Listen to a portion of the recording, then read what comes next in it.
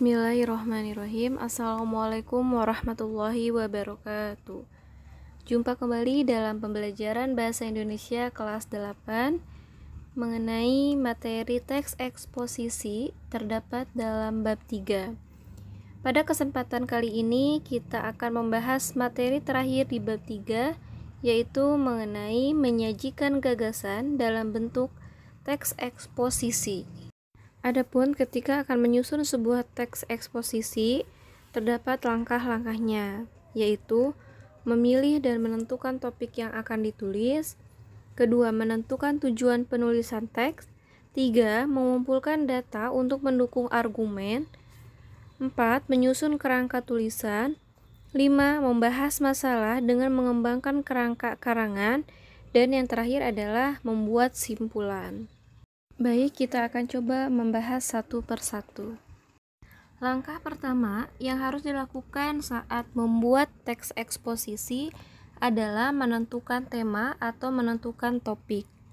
Nah, dengan menentukan tema, maka pada saat penulisan kita akan lebih terarah dalam menyelesaikan tulisan kita. Dan untuk memilih atau menentukan topik itu, alangkah lebih baiknya yang kita kuasai. Kenapa? Agar tidak kehabisan bahan untuk mengembangkannya. Langkah selanjutnya, setelah menentukan topik yang akan dipaparkan, kita harus memiliki tujuan yang nantinya akan memberikan penjelasan dan pemahaman kepada si pembaca. Karena teks eksposisi ini memiliki tujuan untuk memaparkan, menjelaskan, menyampaikan informasi, dan menerangkan masalah tertentu. Kenapa harus memiliki tujuan? Karena dengan tujuan yang jelas, kamu bisa menentukan arah gagasan yang hendak kamu tuliskan agar tidak menyimpang dan tepat sasaran. Setelah menentukan tema dan tujuan penulisan, langkah selanjutnya yang harus kita lakukan adalah mengumpulkan data atau bahan yang diperlukan dalam penulisan teks eksposisi. Nah, bahan itu dapat diperoleh bisa dari buku, majalah, ataupun internet, surat kabar maupun wawancara secara langsung. Nah, kita harus mengumpulkan data sebanyak-banyaknya. Kenapa? Agar tulisan karyanya benar-benar dapat dipertanggungjawabkan kebenarannya. Sebelum memulai menyusun karangan eksposisinya, hal yang perlu disusun terlebih dahulu adalah membuat kerangka secara lengkap dan sistematis. Nah, dengan adanya kerangka karangan memudahkan kita dalam mengembangkan pembahasan sesuai dengan batas-batasan kerangka yang sudah dibuat. Kerangka yang disusun didasarkan pada struktur teks eksposisinya. Karena kerangka tulisan ini artinya sebagai acuan mengembangkan ide sehingga tulisan tidak menyimpang dari kerangka yang telah disusunnya. Setelah kerangka karangan tersusun, maka langkah selanjutnya adalah mengembangkan kerangka karangan. Agar lebih lengkap dan ciri-ciri eksposisi dapat tersalurkan, yaitu eksposisi yang bersifat informatif, objektif, dan logis. Nah, maka setelah dibuat kerangkanya, kita kembangkan menjadi teks eksposisi yang utuh dan lengkap.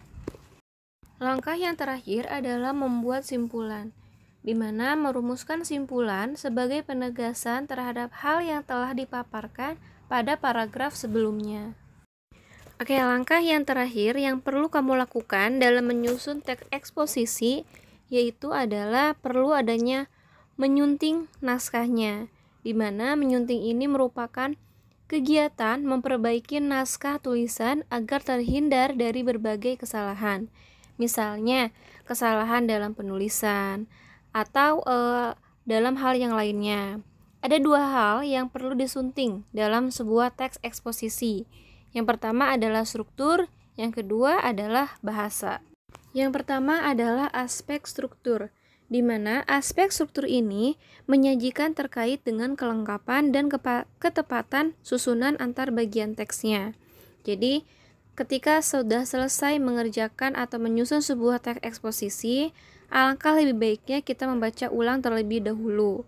Nah, mencermati bagian-bagiannya, mulai dari judul, tesis, argumen, hingga sebuah simpulannya. Jadi, jika ada yang terlewat atau ada yang kurang, maka kita harus memperbaikinya atau menyuntingnya. Aspek yang kedua adalah bahasa, di mana bahasa ini memiliki beberapa bagian, yaitu dilihat dari segi penulisan huruf kapital dan tanda baca.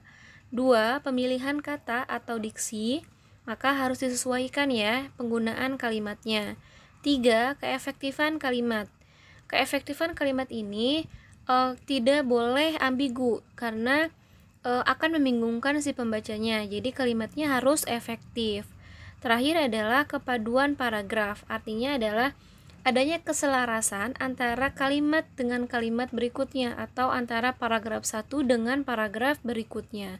Jadi harus berkesinambungan satu sama lain. Oke, itu adalah beberapa mengenai langkah-langkah menyusun teks eksposisi dan menyunting sebuah naskah yang sudah hampir selesai. Nah, mungkin itu saja untuk pertemuan kali ini. Untuk materi bab 3, alhamdulillah sudah selesai. Semoga apa yang disampaikan kalian dapat pahami dan cermati. Jika masih ada yang kurang paham, silakan boleh langsung ditanyakan bagian mana yang kalian belum pahami. Semoga bermanfaat. Wassalamualaikum warahmatullahi wabarakatuh.